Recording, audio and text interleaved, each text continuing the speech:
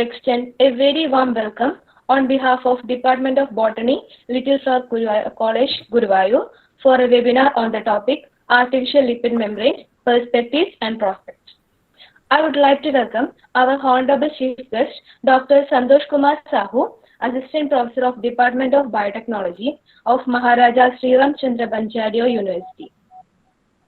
Next, I welcome our beloved Principal, Reverend Dr. Sister Gisma Therese, who has always been an inspiration to all of us. Next, I welcome Head of the Department of Botany, Dr. Sriranjani, to this function. I welcome all the faculty members and our dear students to this occasion. I hope you all find this webinar a fruitful and beneficial for your future venture. Thank you. Thank you, Ms. Devika. Even in short notice, our principal always agrees to conduct seminar and workshops because she is always happy that our students are getting more exposure on advanced topics. Now I invite our dear principal, Reverend Dr. Sister Valsa MA, for the presidential address. Please, sister.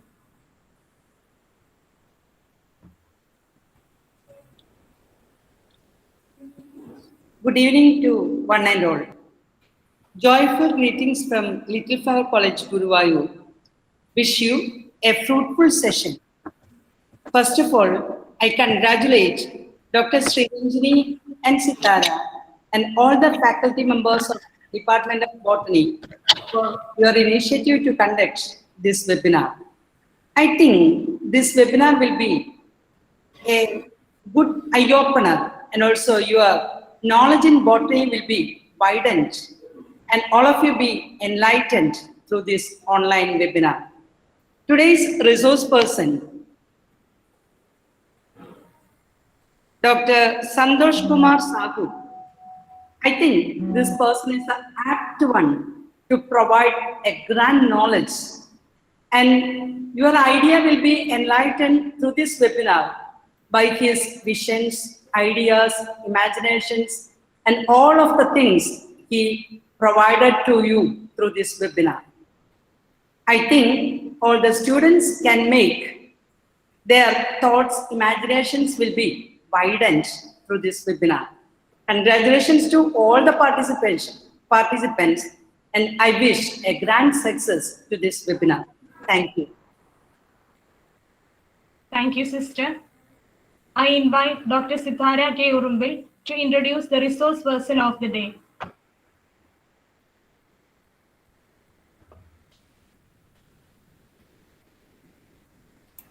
Emole Sithara mute ആണ്. So I'm sorry, am I audible? Yes.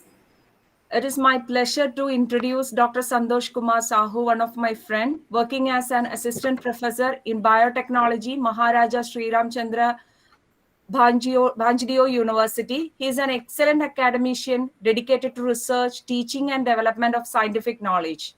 He has expertise in diverse areas of biology like molecular biology techniques, protein purification, lipid analysis, biochemical and biophysical techniques, cell biology, computational skills, biochemical engineering, and radioactive chemical handling, etc.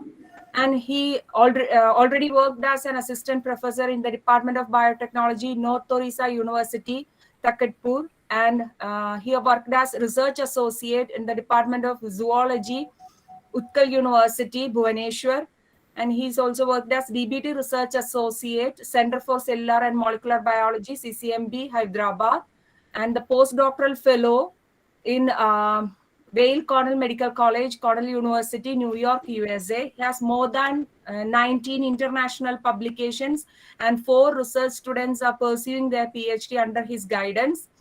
And I'm so happy to welcome our dear Santosh sir to Little Flower College family. Welcome, sir. And we expect you to share your great ideas and great knowledge with our students. Welcome, sir. Thank you, Dr. Sithara. Now I call upon our speaker of the day, Dr. Santosh Kumar Sahu. Please, sir. Thank you, ma'am. So first of all, I'll thank all of you, everybody present here, including my friend Sitara. So actually we are planning to have this seminar for quite some time, but due to some busy schedules and other connectivity problems, we could not do it earlier. So I'm very happy that she she had grabbed my view in a very short period of time, and she has agreed to conduct this webinar uh, all of a sudden, and I thank her for her involvement. Apart from all the busy schedule, she has taken time to organize this, and I understand that organizing something is not easy, and especially during this time where the country is suffering from COVID-19. So I thank Principal Ma'am, Dr. Valsa, for uh,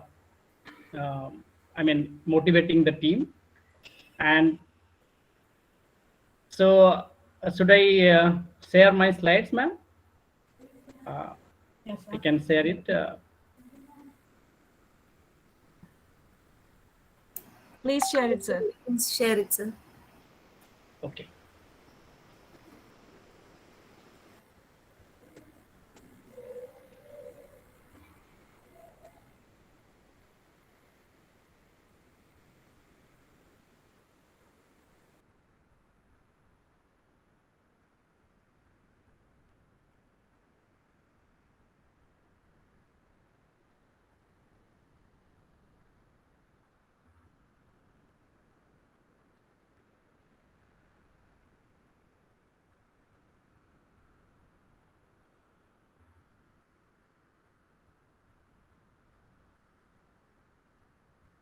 Yes, sir, it is visible. So is it visible, ma'am? Yes, it's visible. Are the slides changing? No, it's not changing, sir. In the first slide, it is the 41st. I Okay. think it is being shown. Okay. So let me. Now it's changing, sir. So is it okay now? Yes, sir.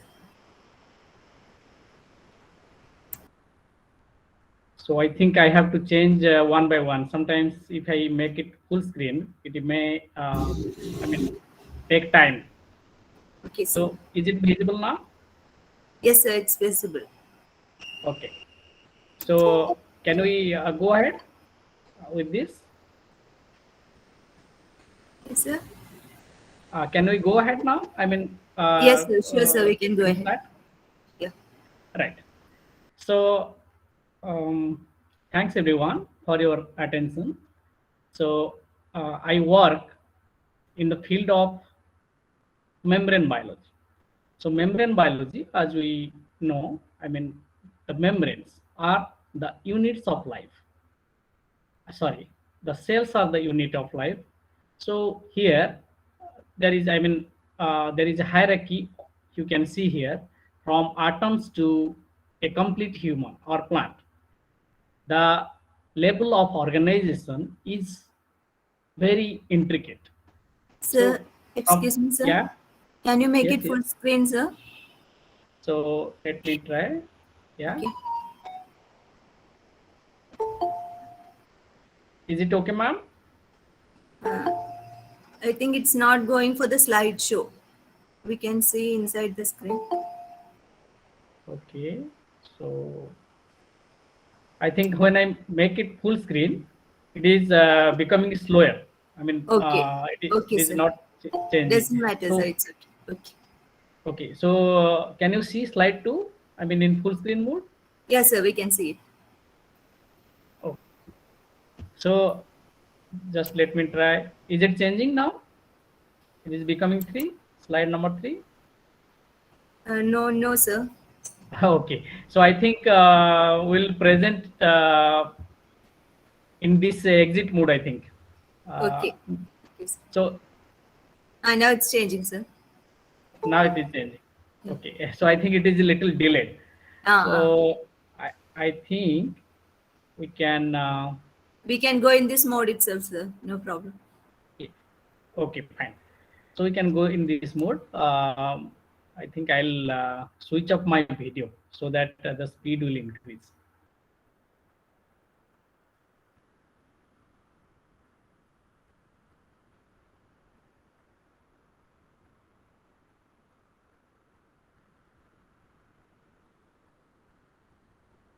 Okay, Sitara ma'am.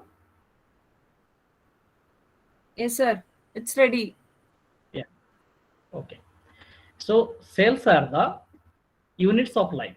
So there is no need to explain this. So you people already know that the cells, which are the unit of life, they organize into tissue and tissue into tissue system and the tissue system into organ and organ into organism. So to define a cell, we must need a membrane. So membrane is the basis of the structure of the cell. So the first cell was created when the membrane was created.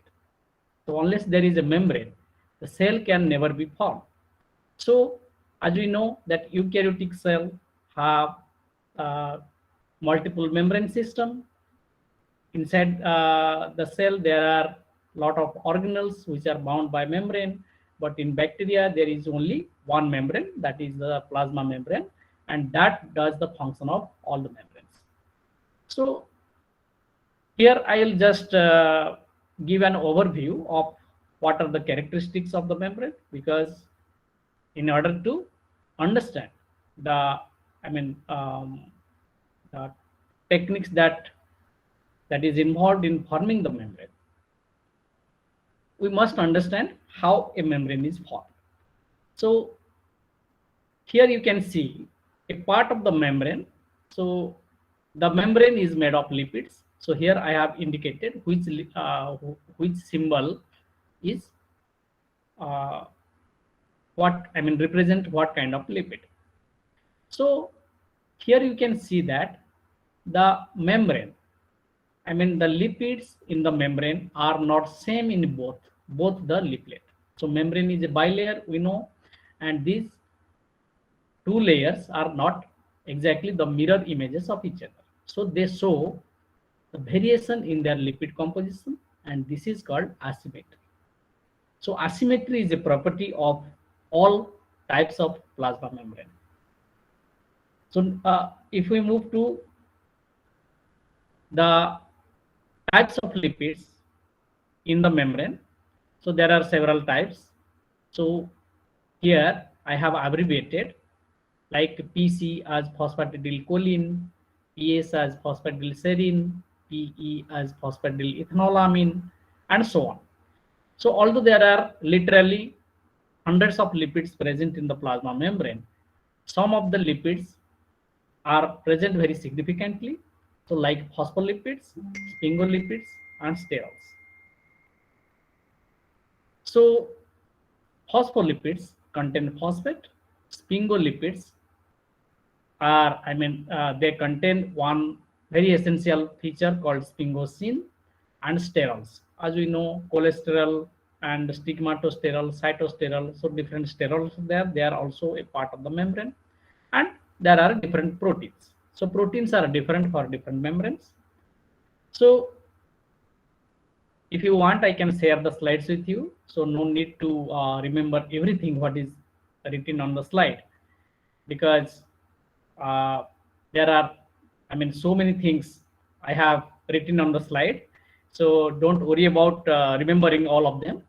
So the thing is that we need to understand the concept of membrane. So the phospholipids there are four major kinds of phospholipid. So they are symbolized as phosphatidylserine, phosphatidylethylamine, phosphatidylcholine, and phosphatidylinositol. And sphingolipids are sphingomyelin and glycolipids. And sterols are different kinds of sterols. Like cholesterol is the major sterol in animals, but cytosterol, campesterol, and stigmatosterol are also found in plants. But bacteria are devoid of sterols. But to compensate, bacteria have other kind of lipids, so like hopanoids, so that do the function, similar to sterol in animals. So here we'll not spend much time. So phospholipids, as we know, they contains a glycerol and phosphate. They connected to fatty acids, and the head group of different phospholipids are different. So similarly, if we take glycolipids, so glycolipids are carbohydrate containing lipids. So they contain a sphingosine backbone, which is connected to fatty acid, and may contain short chain sugars. So glycolipids are very important for cellular recognition. So the best example of these glycolipids are our blood groups. So blood group A, B, O are decided by these glycolipids present on our erythrocytes. So some of the properties of the membrane involve the ultra thinness. The membrane are around 75 angstrom thick. So they are elastic in nature. They are bilayer. So you will never find a membrane which is made of a single layer of lipid. So always 2 layers of lipid or multiple of that. So like 4 layers or 2 layers. So the organelles which have double membrane have 4 layers of lipid. So they are the self-sealing units. So self-sealing in the sense, you will never find a flat membrane which has 3 ends. So they will seal themselves to form closed chambers. So they are asymmetric. I told you what we mean by asymmetry. Then they are heterogeneous. I'll explain that. They are dynamic structures. They are not static. So their composition is changing. They are selectively permeable. So they know which materials they should allow to flow across them from inside to outside and outside to inside. So just these are the things you know better than me. So I need not spend more time on this. So why membranes are bilayered? So membranes are bilayered structure because of the property of the lipids. So the property of the lipids are such that they will never be stable when a single layer of lipid is formed. So they will fold upon themselves to form 2 layers. So in that way, they are more stable. So similarly, membranes seal themselves when broken. So if we break the membrane, suppose this is a flat structure, flat membranous structure. So if you leave it like that in water or in aqueous solution, they will just close into a circular things. They will form a vesicle. So if you break the membrane somewhere, they will seal themselves. So because if they are not sealed, they will be unstable. So 3 ends of lipids will hit water. So they will try to seal themselves. So similarly, both layers of lipid are not same in plasma membrane. So as I have told you, so different lipids are present in different amount in both the layers. For example, this yellow color one here you can see they are phosphatidylcholine, glycolipids. Here the blue chains are carbohydrate chains which are attached to a sphingosine molecule. So they are the glycolipids, and glycolipids are exclusively present on the outside leaflet of the membrane, but not in the inner leaflet. So some lipids like phosphatidylserine, this red color one, they are present in the inner leaflet only. They will be exposed on the outer leaflet only when there is a death signal or there is some injury. Normally, they are retained inside the inner leaflet. So when this asymmetry is broken down during some processes such as apoptosis or blood coagulation, here membrane lipids from inner leaflet are exposed on the outer leaflet. So that we can see that the membrane is scrambled now. So there are proteins which are called scramblages which do this function. Okay. So scramblages are the protein which transport the lipids from one leaflet to the other leaflet. So membranes are laterally heterogeneous. So here I just want to say that membranes are not homogeneous. Like you can see the iceberg-like structure floating in the sea of the lipid. So these are called rafts. So rafts are, you must have heard the name raft. So raft are nothing but they are the aggregates of some kind of lipids like cholesterol and sphingolipids with some protein. They aggregate together to form a island-like structure. Okay, so these structures are called rafts and they are very important for signaling point of view. And now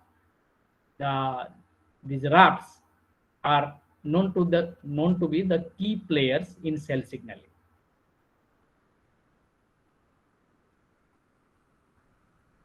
One more property of the plasma membrane is that it is a dynamic structure. So plasma membrane keeps on changing. So it receives new lipids and proteins from the cell. Also, lipids and proteins move in different directions from one place to the other. So it is not a static structure, but in some membranes, the movement is faster, and in some membranes, I mean, they are more rigid and the movement is slower. So the movement of these lipids and proteins can be determined by an experiment which is called FRAP. So FRAP is a very established technique which is called as fluorescence recovery after photobleaching. So this technique you can read more. I mean, some of you must have known about this technique. So this is just to show that lipids and proteins in the membrane move. Okay, so this is very important for signaling point of view. Lipids move in the membrane. So like the lipids move in the same plane. So in the same leaflet, they can move from one place to other place. So this is called translation. So similarly, a lipid can rotate around themselves. So this is called rotational motion. And lipids can change their leaflet. So they can move from one leaflet to the other leaflet. So this movement is called as flipping of the lipid. Okay, so flipping of the lipid is a very essential requirement for membrane homeostasis. So membrane is a changing structure. So for that, both the leaflets need to change their lipid. I mean, lipids are exchanged between the leaflet, but this exchange is mediated by some proteins. So we call them flippages, and other groups of proteins which are called scramblages. So flippages and scramblages, they are the proteins which help the lipid leaflets to change their position. So why membrane is so important? You know these things much better than me. So they are the protective barriers of the cell. They define the cell boundary. They are very important in phagocytosis, pinocytosis, and engulfment of foreign bodies. So they play a significant role in cell-cell communication, in cell signaling, in compartmentalization, and they organize some biochemical reactions. So like ATP synthesis, electron transport chain, they are membrane-mediated events. So some membranes are modified as to do specialized functions, such as the neural membranes or myelin sheath or microvilli. So they are the markers of cellular health. So the membrane of healthy cell will be different, and if some molecules are exposed on the surface of the membrane, I mean, so they will show that the cells are not healthy. So cancer cells will have different set of membrane lipids. So these are the things. I mean, membrane acts as a biomarker for cellular health. So they are also the pathway for drug delivery. So whatever drug, whatever medicine we take, so they must move inside the cell through the membrane. Otherwise, they will not reach their target. So these are some of the important properties of membrane, but this is not the end. So there are many other functions of the membrane which are continually being discovered. So here we just turn a little to the artificial membrane. So why there is a need of artificial membrane? So can we make the membrane? Yes, we can make the membrane. Because membranes are made from lipid bilayers, so we can just make the lipid bilayer in controlled condition. So there are different names of this membrane. So broadly they are called liposomes. So liposomes are nothing but artificial membranes made from lipids. So if they contain protein, we call them proteoliposomes. So whatever liposomes or proteoliposomes, they are nothing. So that it is a fancy name for artificial membrane. So now the question is that why we need to make artificial membrane? So is the membrane which is already present in the cell not enough? The answer is the purification of the membrane is an intricate process. For example, I want to do my research on plasma membrane, then I have to purify the plasma membrane. And plasma membrane purification is not easy because an eukaryotic cell will have other membranes. So it will have endoplasmic reticulum, it will have mitochondria, it will have Golgi. So once I break my cell, I cannot distinguish easily which membrane is what. So purifying a pure membrane is difficult. So in order to avoid that, we better make a membrane which has similar composition to plasma membrane. And also it needs expensive instrumentation. I need ultracentrifugation. Then I have to learn the intricate techniques. So then if I want the membrane to be free of protein, so natural membranes will be including the protein, because when we isolate the membrane, both lipids and proteins come together. So if we want a protein-free membrane, better we make the membrane.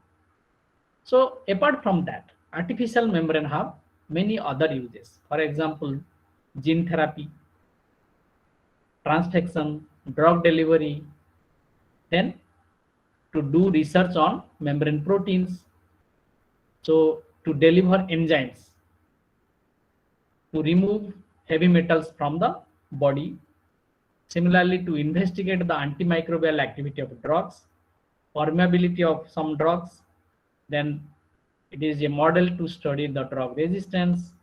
So it has implication in tumor therapy and in immunotherapy. So membrane lies at an interface of chemistry, physics, and biology.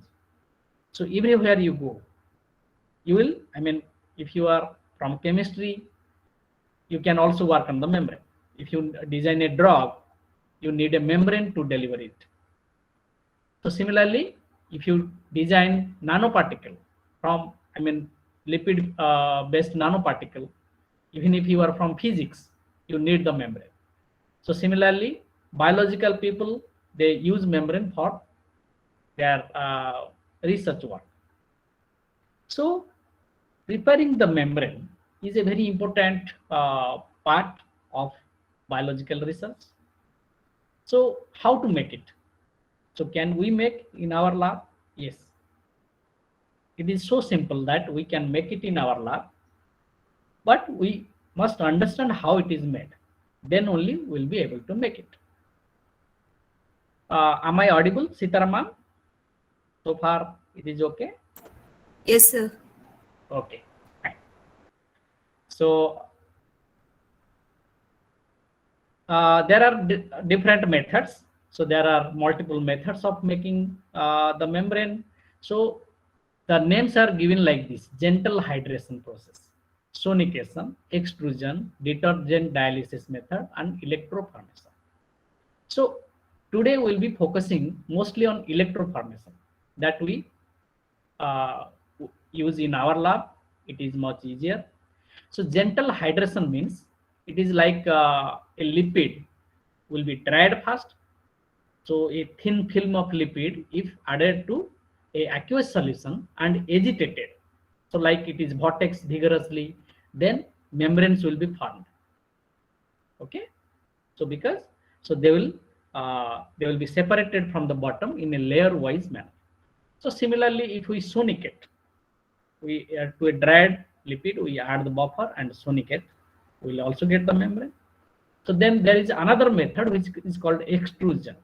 So extrusion is a method where the membranes are passed through a polycarbonate membrane. So the membrane, this membrane is a special kind of membrane which has pores of nanometer size, right? So when we just take the lipid solution and pass it through the membrane, okay, so the machine is like this, it is called the extruder. So extruder, it is a machine you can buy in your college. So it is like some 80,000 rupees or so. Okay, so it is less than 1 lakh. But so this machine doesn't need any other power or any other technical intricacy. So you can operate, you can make membrane in your lab. So if you pass this lipid solution through this membrane, the artificial membrane will be formed. So like this. Okay. So another method is detergent dialysis method.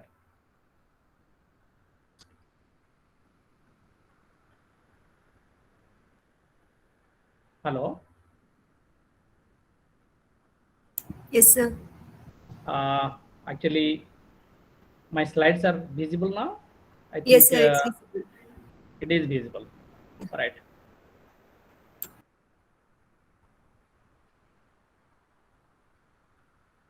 So detergent dialysis method is another method by which lipids are dissolved in the detergent, because lipids are like detergent.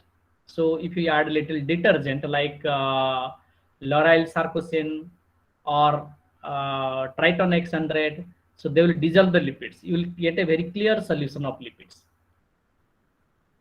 But then we remove the lipid, we remove the detergent. Then what will happen? The lipids will not remain in the water phase.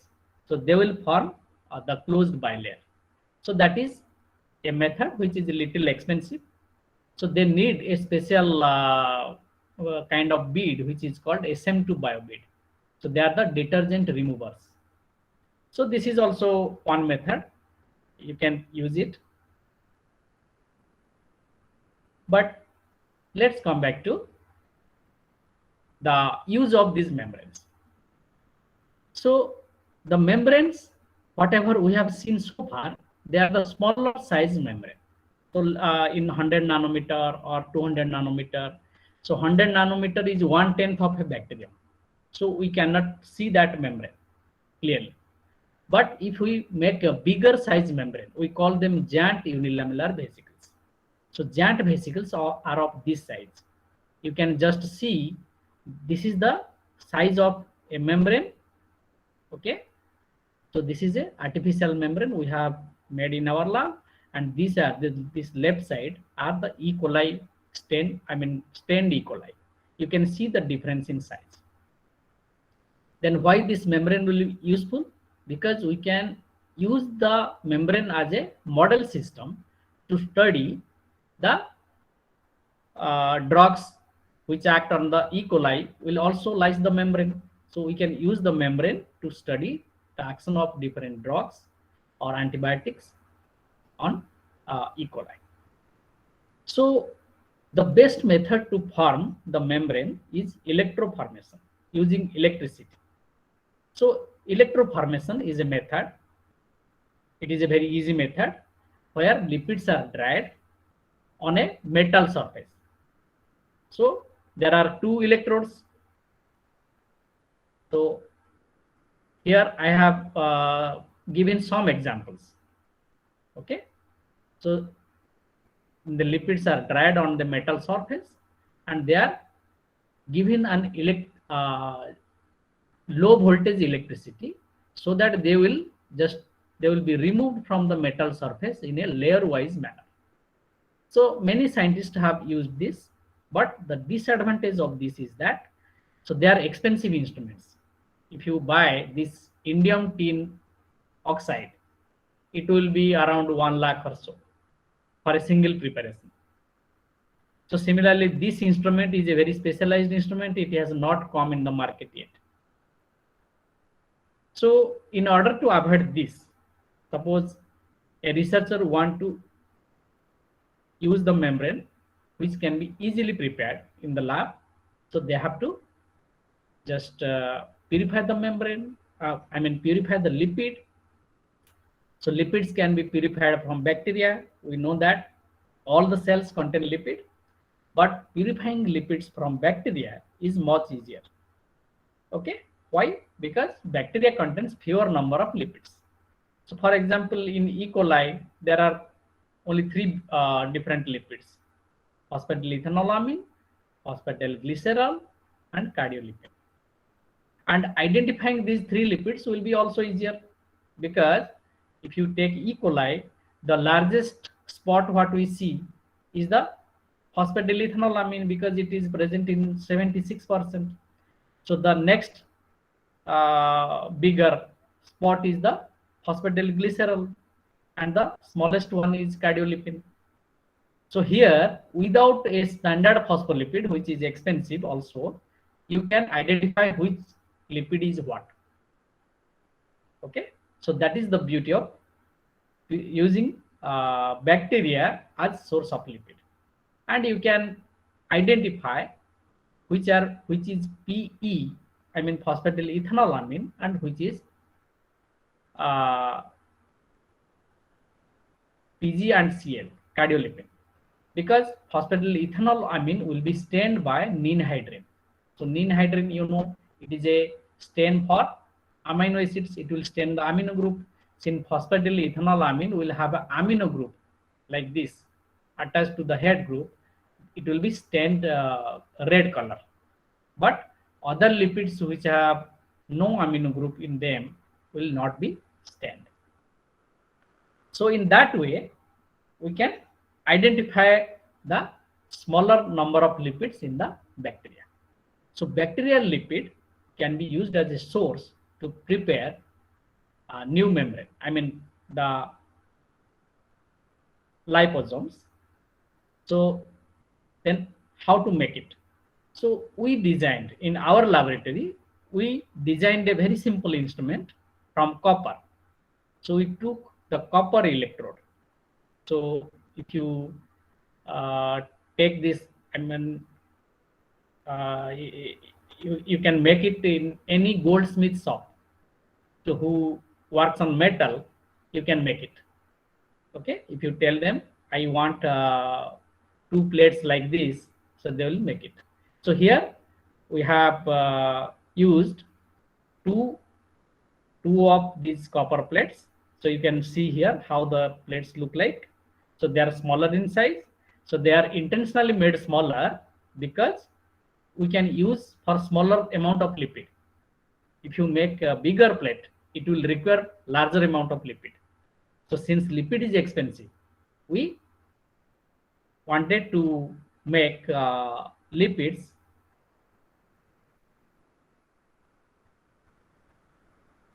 of smaller volume, liposomes of smaller volume. Hello, ma'am. Sitaram, ma'am. Yes, sir. So the slides are visible clearly? Yes, sir. Okay. Fine. So this is the assembly. So we make 2 plates like this. Then 2 plates should not touch each other because they are different electrodes. One will be connected to the positive pole and the other one will be negative pole. So we must use a rubber separator. Okay, so it is an insulator which will separate. Okay, so the assembly is like this. We keep this rubber on the edge of the electrodes and we seal it with agarose. Okay. Then we make a small hole. The rubber adapter will have a small hole through which we inject the buffer, because lipids will be formed in the buffer, not in dry condition.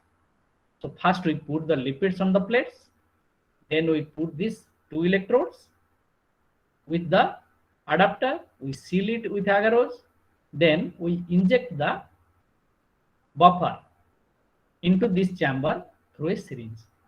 So once it is filled, we close this hole with agarose.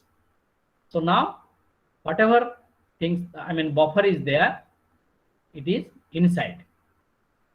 Okay, then we connect it to a transformer. So this is a handmade transformer. You can spend some 500 rupees to make it. You don't have to make it by yourself. If you tell any electrician, they can make it and give it to you. So with this assembly, you can just set the voltage at 1.5 volt, or you can set the frequency at some 10 hertz. So this is the setting you need. So there will be a light which will blink when the the electricity is passing. So this is a very simple setup. And after 1 or 2 hours, this is the little specification of the electricity what you supply. So this is the frequency, 10 hertz, and time is 2 hours. So you leave it for 2 hours, like we run the gel. Then you just detach the vesicles from the wall by decreasing the frequency for 30 minutes.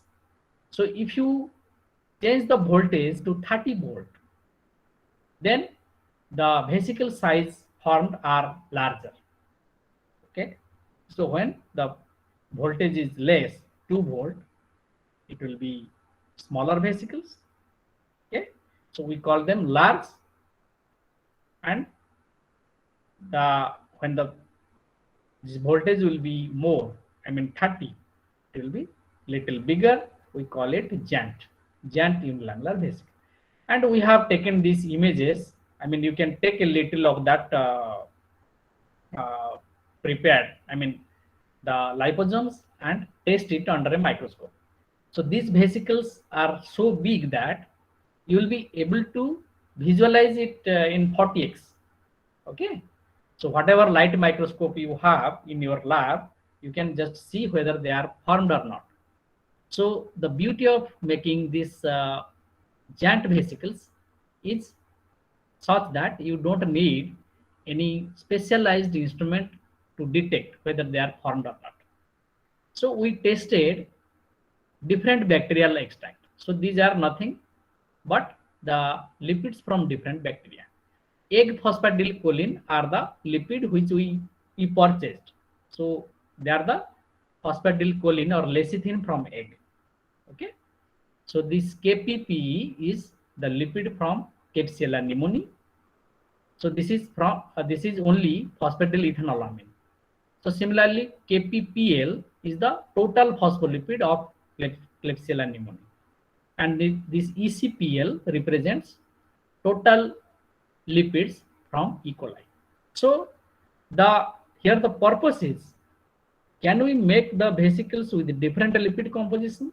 Yes, we could successfully make lipids even when different lipids with different composition, different percentage of lipids with varying composition are used. So this method was reproducible. So this is just a characterization method. You just stain the membrane with different dyes and observe it under fluorescent microscope, and you see that they are stained. This is the phase contrast image where you see only the membrane. Even if it is color, you will not see the color. And if you stain it with sulforhodamine B, it will be like this, reddish in color.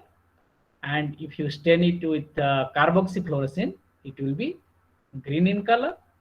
And if you stain it with now, Okay, so now it is stain which binds the cardiolipin. So cardiolipin is present in bacterial membrane, and you can see the membrane. Okay, so here we can just, it will stain the lining of the membrane, not the inside or outside. So all these staining procedures so that the membranes are formed and they are intact. So they are not disrupted or they are fragmented or they are not damaged. So here at different time points, at 1 hour, 2.5 hours or 3 hours, you can see that at 3 hours, they are becoming darker inside. So their inside is becoming darker because of the accumulation of the dye. So these sulforamine B and carboxyfluoroethane are the molecules, I mean, where the crowding, so when they become overcrowded, they will quench each other. So you will no more see the fluorescence. So they are the self quenchers. Okay, you must have heard the self quenchers in molecular biology. So there are many molecules. When they come together, so their fluorescence will be vanished. So you will see a darker inside. So this experiment shows that, so these vesicles are accumulating the dyes inside in a time dependent manner. So this confirms in one way that we are getting the giant vesicles. Okay, so these are some of the other studies which show that what are the size distribution.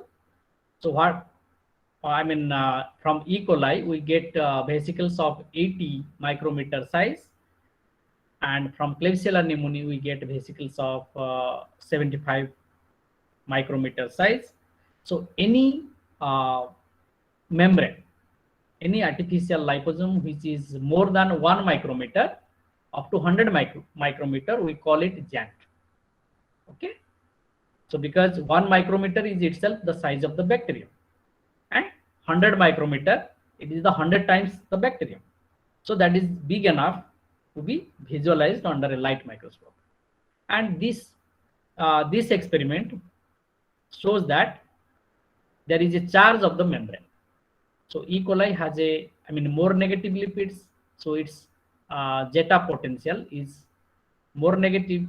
But when it comes to Klebsiella, it has some positive charged lipids, and hence the membrane is less negative. So this is a method just to confirm that whether the membrane is formed or not. If membranes are formed, they will be, they will definitely have a zeta potential. So zeta potential measurement shows that the membranes are formed and they match the membrane charge of this bacteria.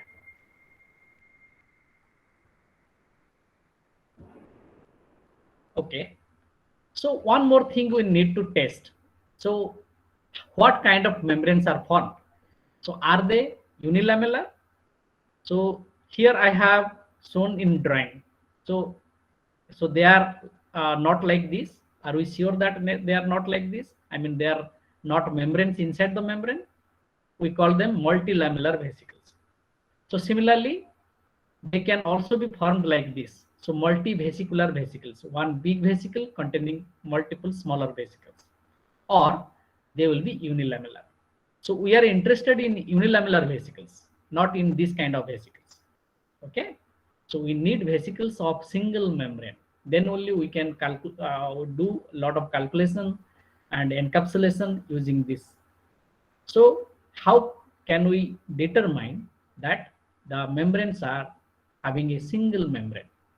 So there is an experiment which is a fluorescent based experiment.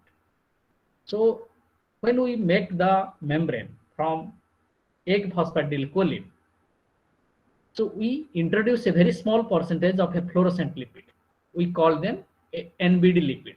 Okay, so NBD is a big name. So you just remember that this is a fluorescent lipid.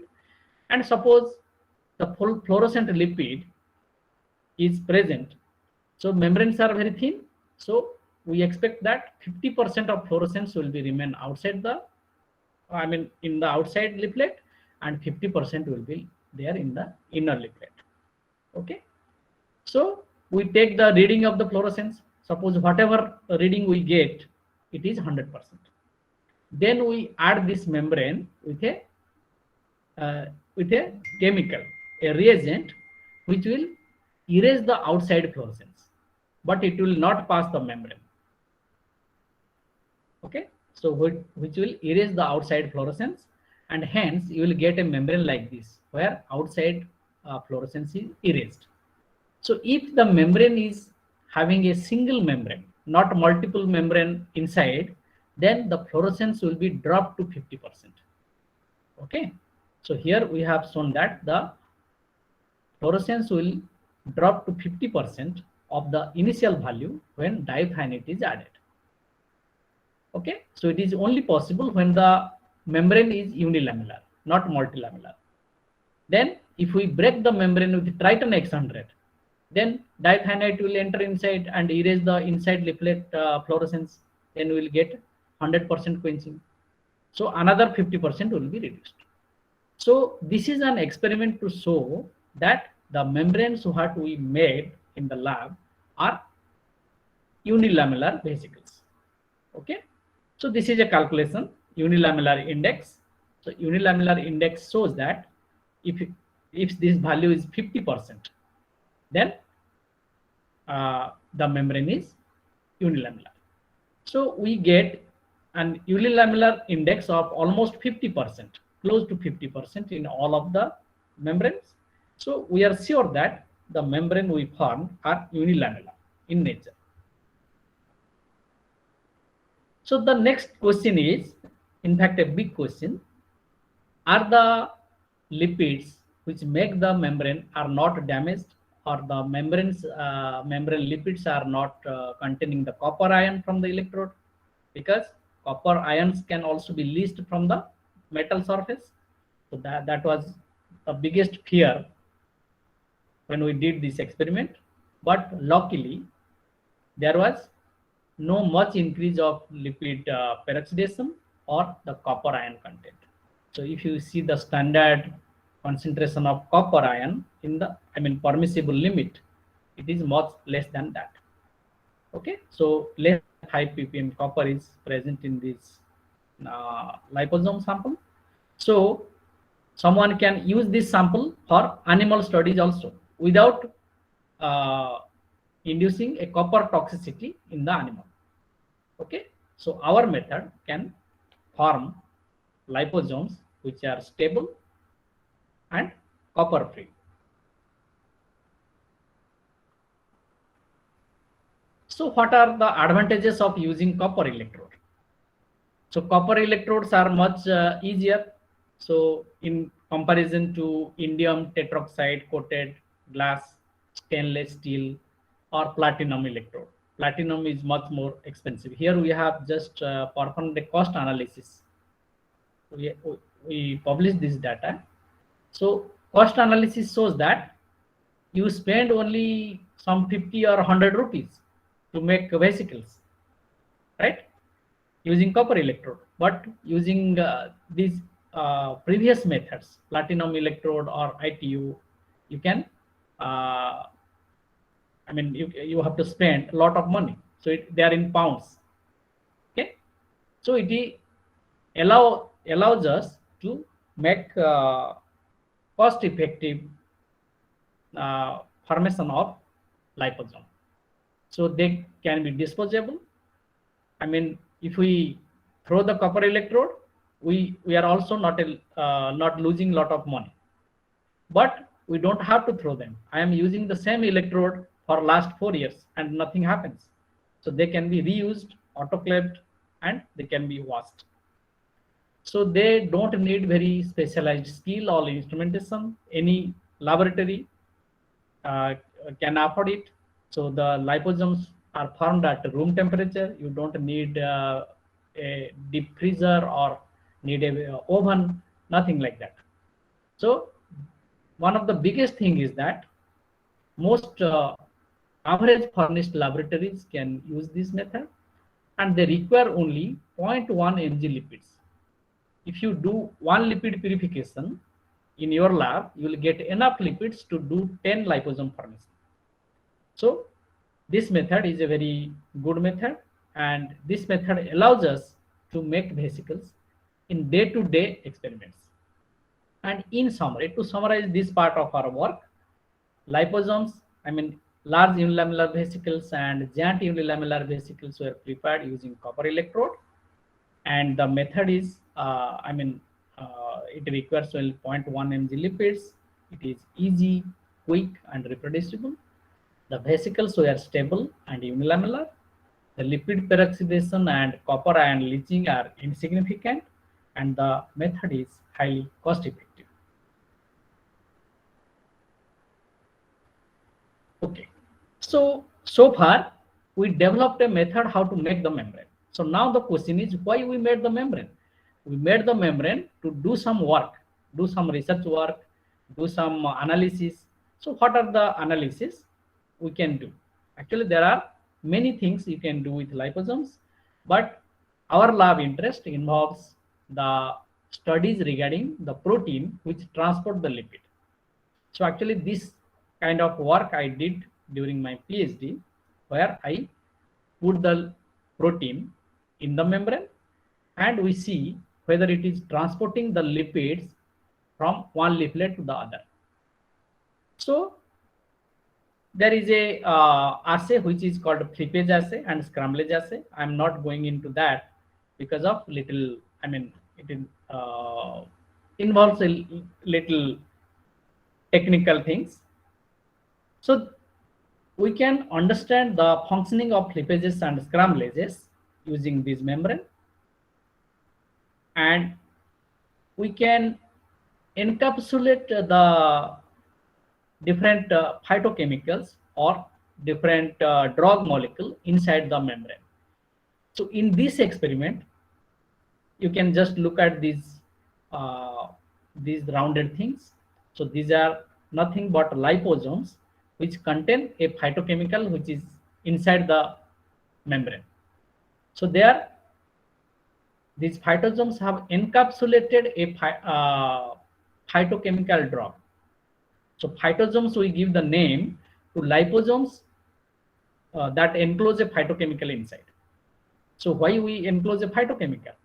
So these phytochemicals have very important medicinal property. So that can go and deliver their phytochemical content inside the bacteria or inside the cancer cells to be used as anti-cancer drug.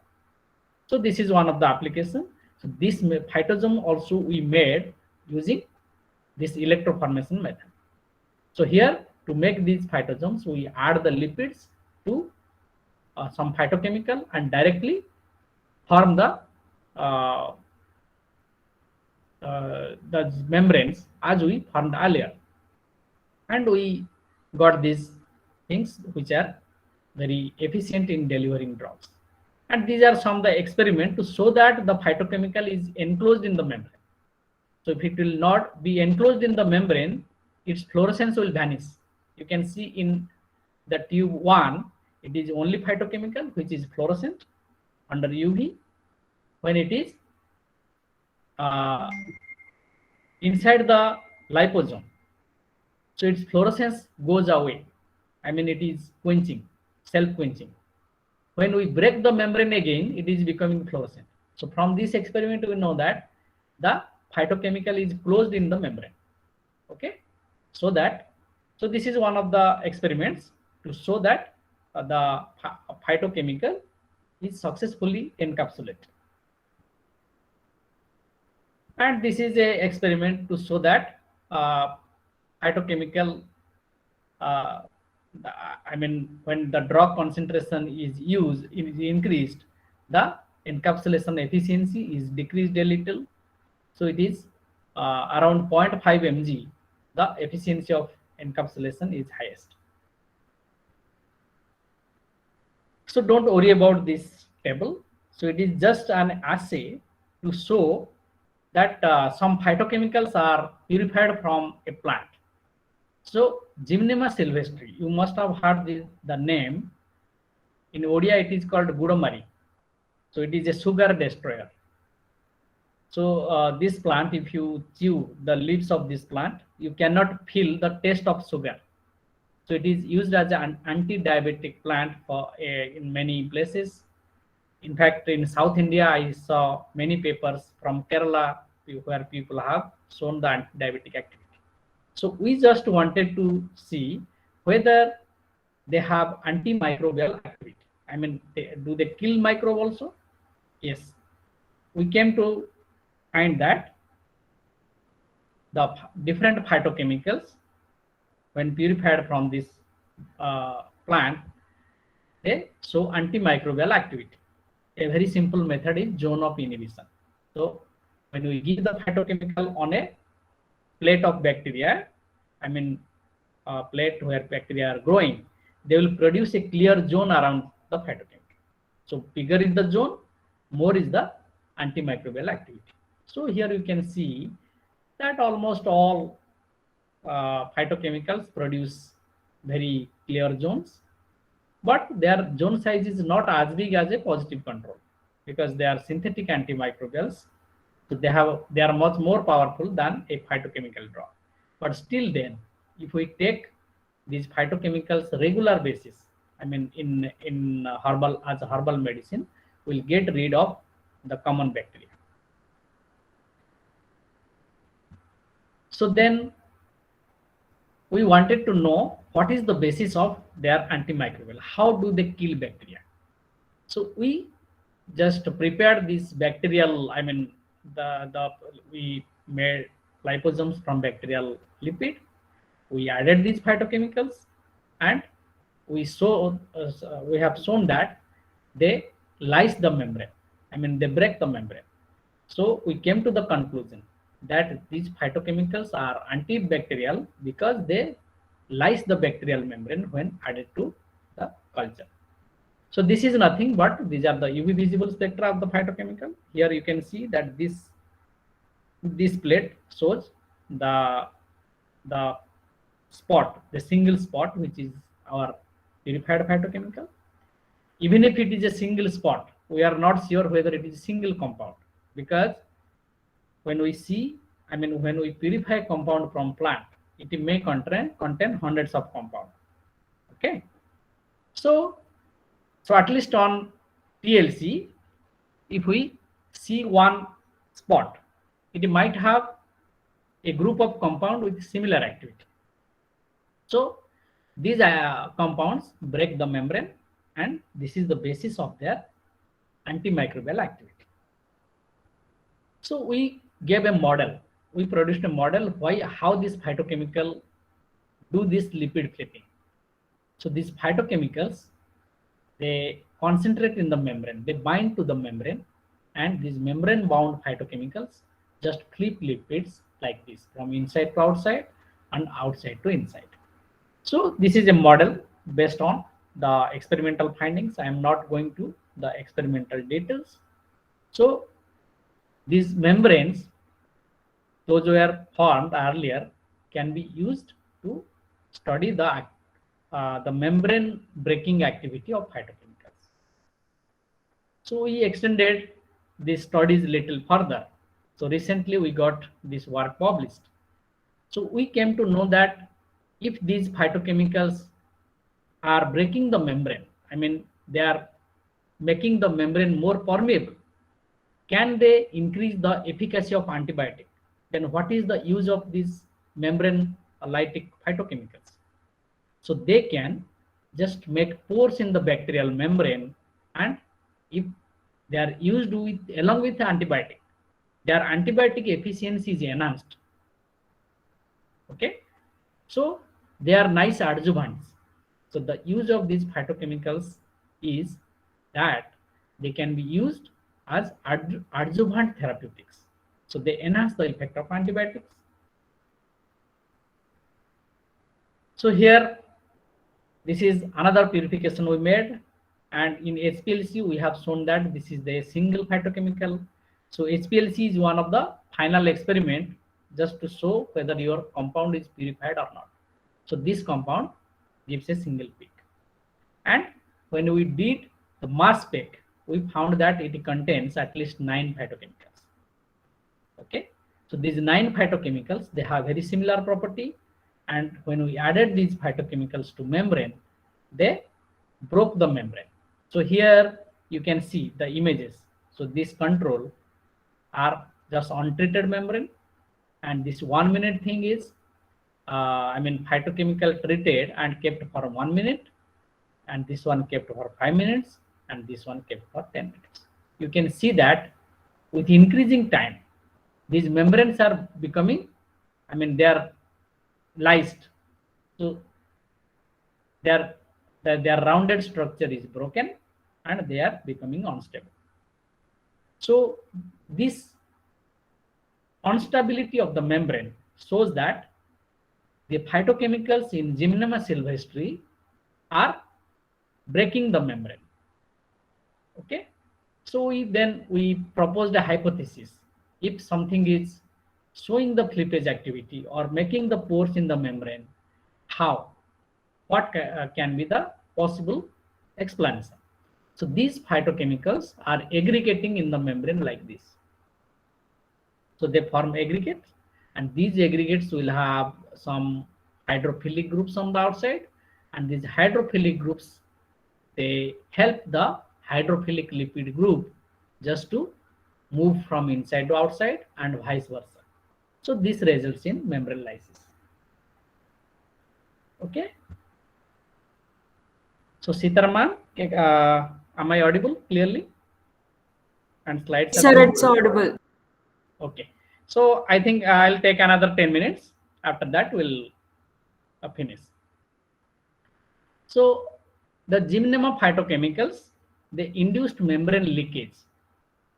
So in order to test our hypothesis that our phytochemicals can induce leakage in bacterial membrane, we did some more experiment, and this figure A shows that. So there are, 3 different colors are the treatments given to 3 different bacteria.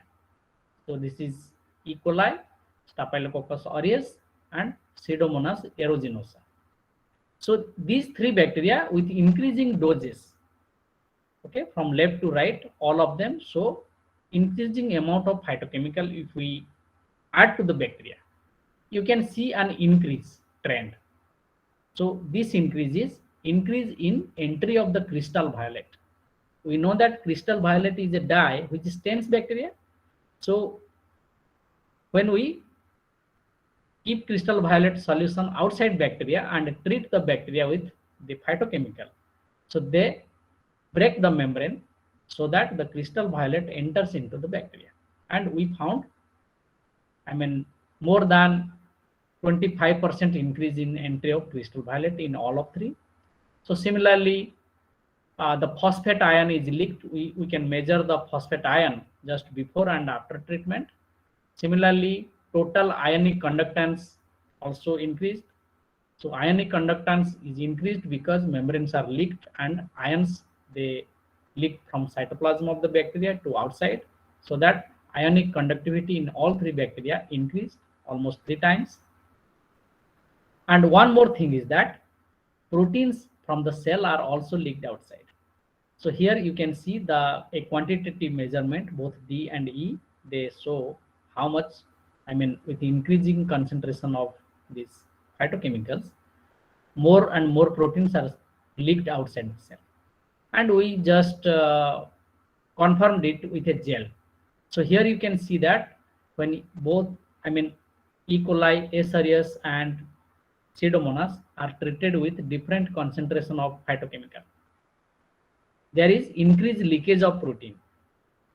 Okay, so here, in E. coli it is not very distinct. Some of the, increased number of bands are visible here. In S. aureus you can compare. So this is the 0, no treatment. So this is 0.2 and 0.4. You can see increase in protein leakage. And similarly in Pseudomonas aeruginosa, you can see an increase in leakage of the protein. So all these things indicate that the phytochemicals in Gymnema make the membrane of bacteria porous. So if they make it porous, then what is the advantage? How we can use it? We can use the Gymnema sylvestri extract to enhance the efficiency of antibiotics. So we added the Gymnema extract to different antimicrobials.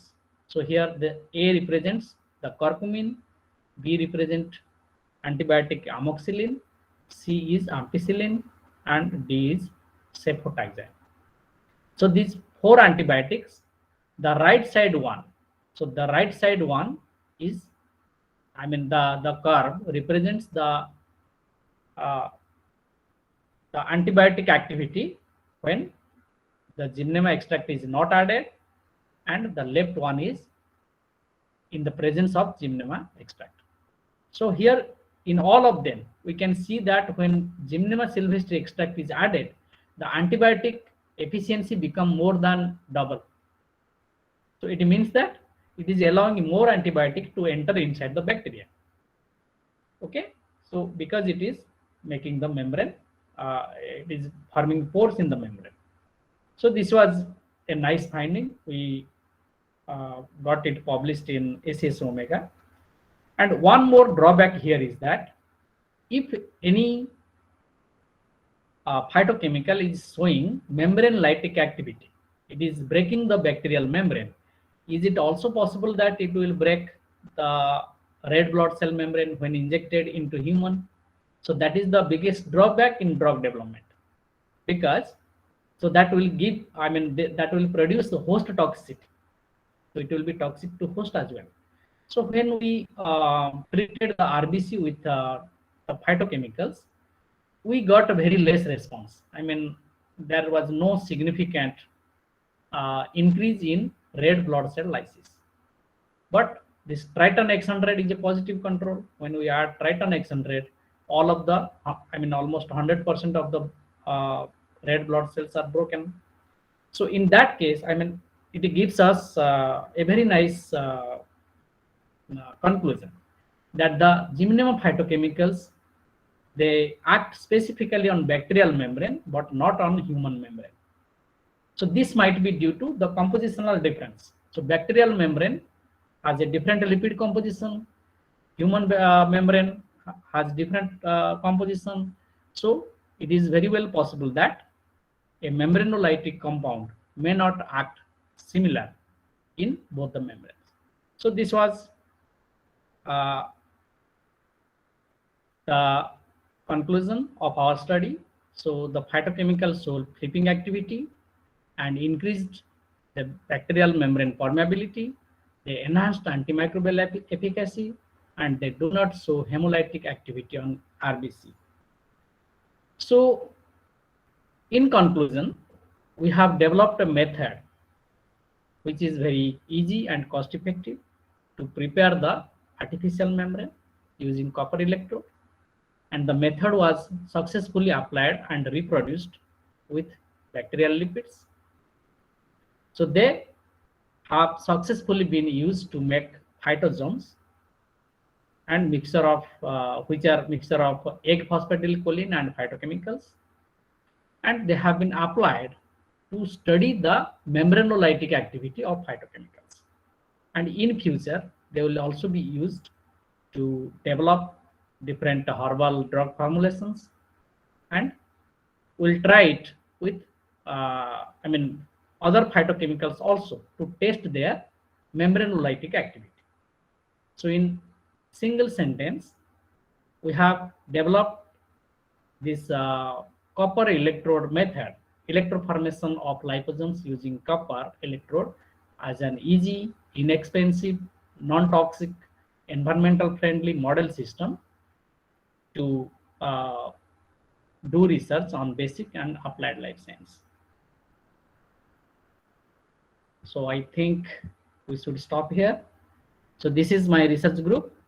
So he's the student Himadri, who is working on this aspect, and Gayatri is also continuing her PhD, and this girl Susri has just submitted and she has joined a company, and Swasti has also joined a company, and I think I'll move them to my alumni group. So I gratefully acknowledge the Department of Chemistry of my university and also the NIT Rourkela of my state who have helped me. I thank DST India for their funding and fellowship to my students. And I thank you a lot for your interest and patience. So I'll be happy to take your questions. Thank you, sir, for such an informative session. Now it's open for discussion. Please feel free to ask questions. You can also type questions in the chat box.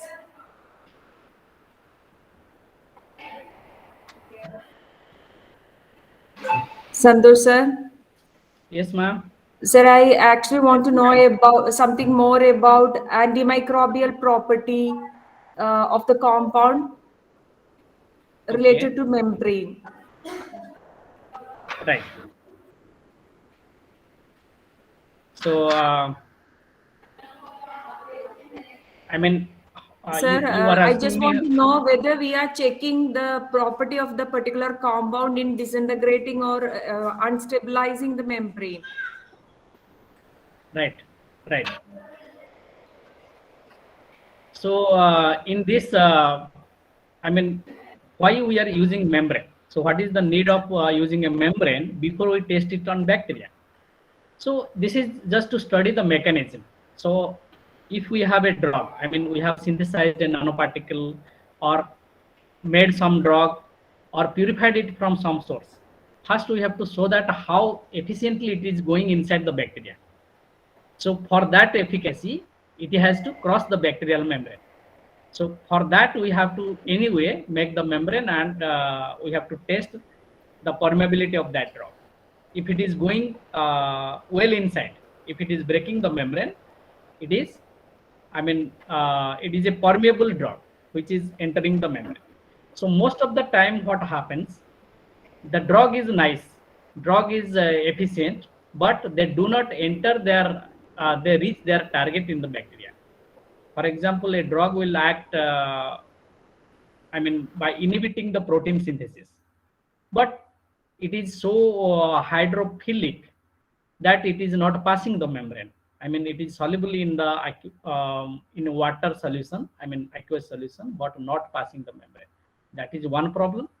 And if it is too hydrophobic, the drug is more hydrophobic, it will not pass in the blood. So you cannot use a solution which is an organic solvent. So when it is soluble in organic solvent, we cannot inject it in blood. So it will not reach the bacteria. So the efficacy of that, therapeutic efficacy will ultimately decrease. So that is the use of, there the use of membrane comes. So first we have to see that it is efficiently targeted into the cell. Sir, the microorganisms like bacteria are easily available for this antimicrobial and all those sorts of studies.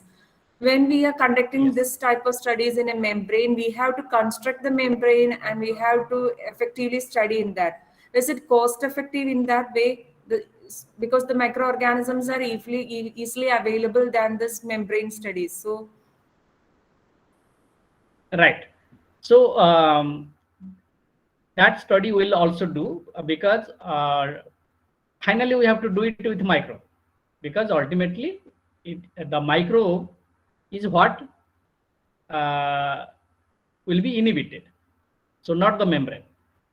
But in order to study the efficiency of that, the permeability and what is the efficiency of that drug in passing the membrane, whether it is going inside the bacteria or not, how much it is going, or what modification is required in order to make it more available to the bacteria. So for these kind of mechanism studies, we need the membrane. So if we need to understand what is the mechanism of that drug, how it works. So there are some antibiotics which work on the membrane only. So membrane is the target. So there are some antibiotics which go inside the cell. So their membrane is not the target, but membrane permeability matters. So if we do not assess the membrane permeability, we cannot design the drug efficiently. Even if we make a drug, so first of all, we have to pass this kind of test. It is going inside the cell. Suppose 50% of the drug is going inside the cell, then there is a high chance that it will reach the target bacteria. So similarly, it will also be dissolved in the aqueous buffer. Okay, so like HEPS or TRIS buffer. So these are the common buffer we used in the lab.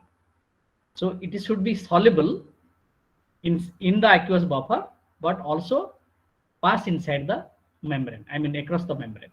So these things are two challenges we must overcome. So there are, I mean, membrane is one target, but there are other antibiotics where these membrane studies are not required because they are, I mean, they have other ways to deliver the drug.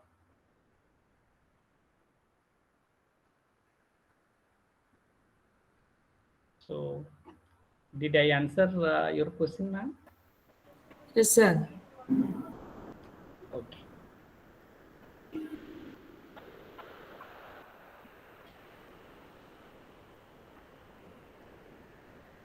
So any question from students?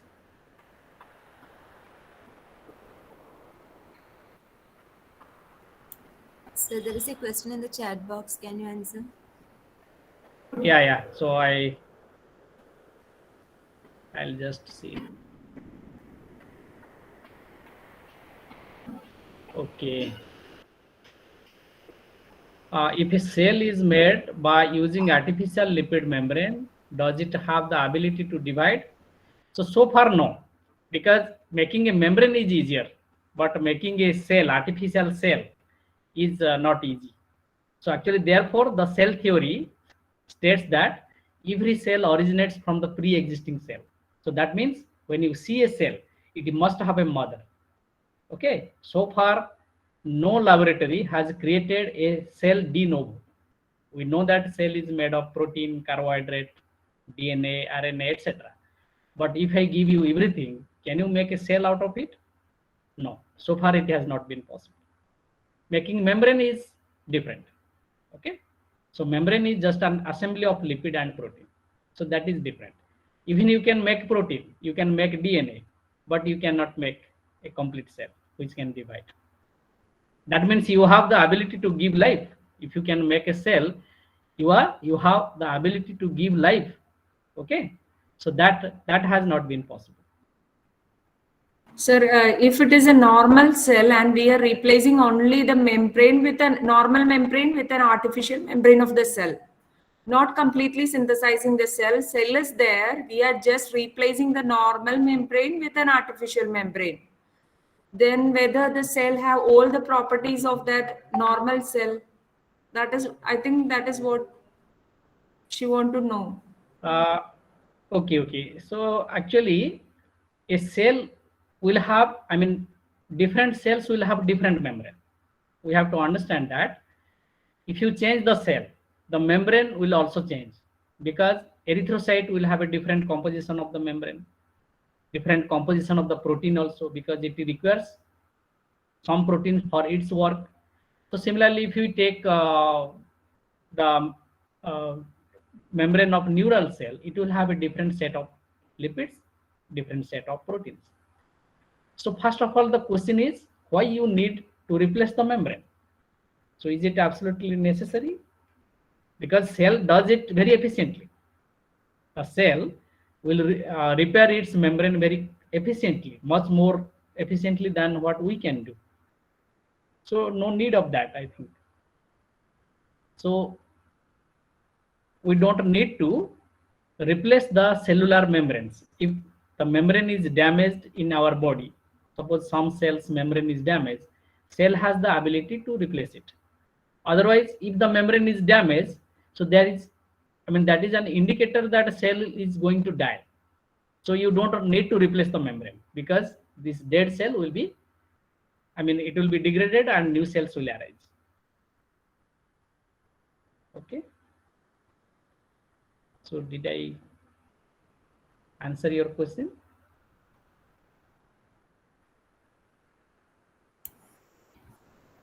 Anakha, is it clear?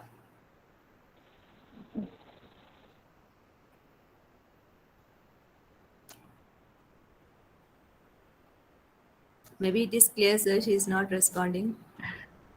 Okay. Okay, please feel free to talk to me. No problem. So I'll give you my phone, email ID, and Sitara ma'am is one of my best friends. Okay. So she told yes, sir. Thank you.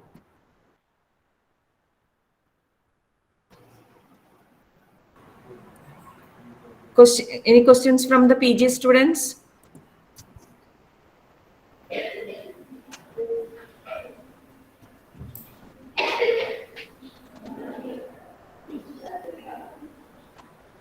Sir, I want to ask one more thing.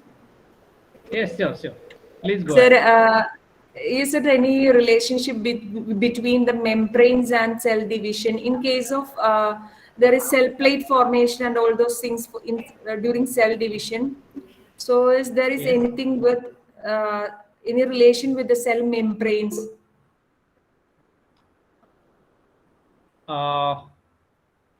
Actually, I didn't get the question properly. Can you please repeat? During Sir, cell plate formation or cell plate during cell formation division? and all those processes are taking place during the cell division of plant cells. So like that, Yes, there is any relation between membranes and cell division? Cell So addition, during there cell is a division, relationship between cell addition and membranes. Like that, there is yes. any?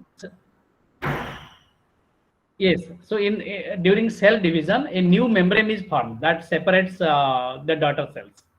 So new membrane is formed by lipid synthesis. So these lipids are synthesized in the endoplasmic reticulum, in smooth endoplasmic reticulum, and these smooth endoplasmic reticulums, they concentrate at the cell plate, the region where the cell plate is formed, and they slowly keep on adding the lipids. So that cell plate grows and they touches the outer the boundary of the cell.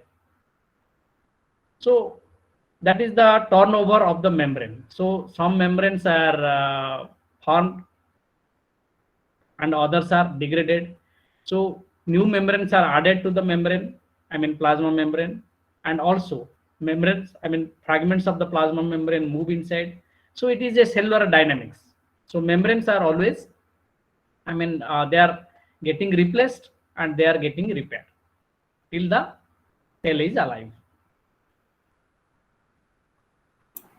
Sir, there is one more question in the chat box. Can you please? Yeah, sure.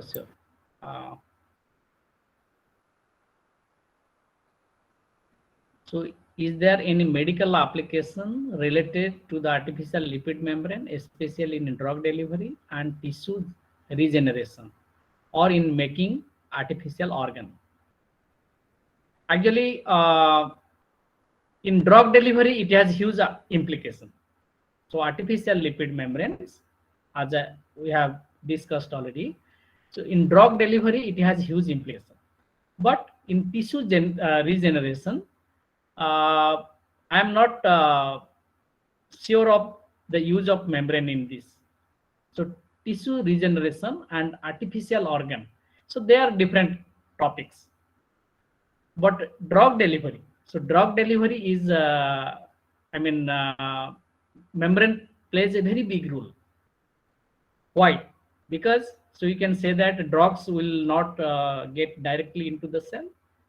So actually, the efficacy will increase when it is encapsulated, because a membrane will fuse very quickly with the membrane. So they like each other. So lipids like each other. So a lipid membrane will fuse, they will fuse with the cell membrane, and when they fuse, they deliver the whole content, what is inside the membrane, into the cell. So that is, I mean, it enhances the delivery efficacy up to 90% or 95%. But if you give simply a drug, so some of that 10 or 20% only goes inside the target cell. So this is because the insolubility of the drug, because of degradation of the drug inside the body. So we inject it somewhere, but drug has to be transported to some place in order to work. So there, I mean, drug doesn't become stable when they are not bound by the membrane. So similarly, the drug can enter non-specifically to other tissue. Suppose we want the drug to go into the liver cell, but sometimes it goes to pancreas or to intestine, because they will not distinguish between different types of cells. But when you encapsulate with the liposome, and the liposomes are labeled. ना ମୁଁ ପଢିଥିଲି ଯେମିତି ଲାଗିଲା କାହାକୁ ଦିଦି ମାନେ indicate କରିକି ହିଁ ଦେଇଛନ୍ତି ସେଇଟା ସେମିତି ହିଁ ଥିଲା Oh, ମୁଁ ଜାଣିନି ଦିଦିଙ୍କ ବୋଧେ କେବେ କଣ so Pratikya, you are from, I think, from my department. ତମେ ଆସିଥିଲ କେମିତି ବସରେ Pradiksha, please unmute your microphone. Pratikya, she is not listening. It's okay, sir. It doesn't matter. So I think, okay. Monday तो So Anjana has a question. Office केंद्र खुला रहेगा हमें से मंडे जीवो So I think I'll Actually, we don't understand what she is saying, Right. so it's not a problem, sir. yeah, I'll tell in group. कौन कहला आज पुणी किछ कहले कि No problem, sir. I have muted her. Yeah.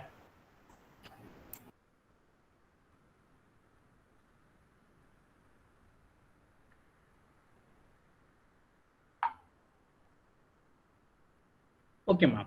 So here there is a question, sir. Are detergent resistant membrane same as raft? What is the difference between them? Can we call detergent resistant membrane same as lipid raft? So yeah, this is a very nice question. So Anjana. So actually the rafts are resistant to detergent, but some people believe that they are not the same. So rafts are they are more rigid and they are resistant to detergent, and sometimes detergent resistance is taken as an indicator of the for raft purification. So if they are resistant in detergent, they are not getting solubilized, we think that they are raft. But so they are not always same. So if you use Triton X100, it will have you will purify a different raft, different set of membrane. If you use octyl glucoside as detergent, you will purify a different set of membrane, and it depends on the stringency of the detergent, the quality of the detergent. If it is more harsh, it will solubilize a bigger fraction of the membrane. So I believe that they are not same, but some people do believe that they are synonymous, but still there is a difference. Then there is Dhanya. Dhanya is asking, sir, what are the possibilities of artificial lipids in the research field? So we have discussed some of that. So artificial membranes are, they have huge application in almost all fields, not only in biology. So they can be used as drug delivery agents. They can be used in environmental bioremediation. They can be used in enzyme delivery. So now lipid membranes are used in almost all sectors in pharmaceuticals. So it is up to you what you keep inside the membrane. So if you keep drugs inside the membrane, then you can target it to different cancer cells or different bacterial cells. So like what you want, how you want to use the membrane, right? So suppose you want to do research with the membrane, you want to see that whether a protein is moving in the membrane or not, whether two proteins are fusing in the membrane or not. Okay, so or a protein, whether it is interacting with a specific lipid or not. So in that case, you can make the artificial membrane. You can just put the protein, reconstitute the protein into the membrane, and there are different techniques. When two proteins in the membrane will come together, so there will be a change in their properties, like fluorescence properties or their absorbance, or you can do the imaging directly. Okay, so there are some proteins where their efficiency increase when they are present in the membrane. Okay, so for example, G protein coupled receptor. So G protein coupled receptor is a membrane receptor. So it is a membrane protein. So it will only be active when it is present in the membrane. Suppose we want to do work in the on G protein coupled receptor, or we want to crystallize the membrane, we have to put it in the membrane. So we cannot crystallize a membrane protein outside the membrane. So that is why we need the membrane, right? So you can see, you can just see in the internet that there are many functions of the membrane and many applications. So please try to ask questions. Sir, can we use this Okay. proper? Sir, Yes, can we ma'am. use these membrane properties in the pathological field, plant pathology, in the field of? Yes, ma'am. I think many people have used this membrane targeting. I mean, for gene delivery, gene therapy. So what I have in biotechnology, I am teaching to the students in gene guns, and there are several methods where a gene is delivered into the plant. Okay, or some medicines are delivered inside the plant, so they are encapsulated into the membrane and then injected into the plant, and there it increases the efficiency of the drug delivery. Okay, so in gene therapy, so membrane is used as a basic requirement, because the DNA is so hydrophilic that it will not pass into the cell. If you inject directly the DNA or plasmid, they are highly hydrophilic, so they will not go inside the membrane, and only the transfection efficiency becomes 10 or 20%. But if you make encapsulate them, you put them inside a liposome and then target, almost 90% of the cells, the DNA are delivered inside the target cell. So I think yes, it is highly used in plant drug delivery.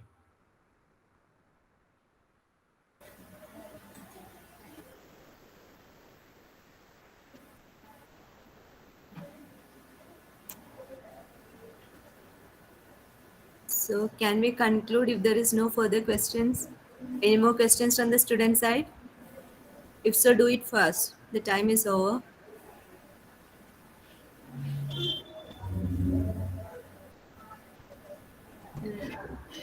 So, sir, I think we can conclude the session, discussion session. Okay. Thank you, sir. Now I invite Dr. Sriranjani K, Head of the Department of Botany, to deliver the vote of thanks.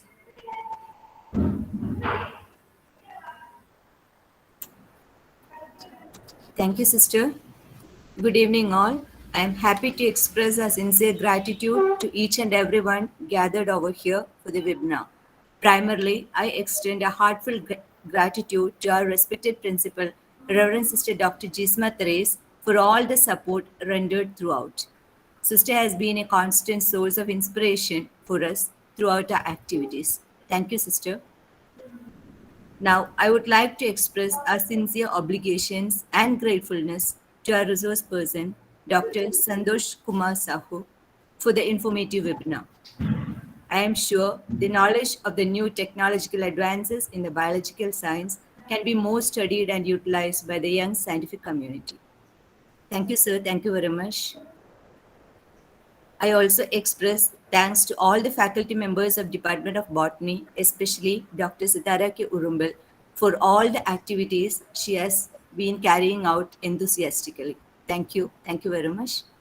I also take this opportunity to thank all our participants for their presence and expect them to utilize this knowledge to develop further deeper insights into the biological field.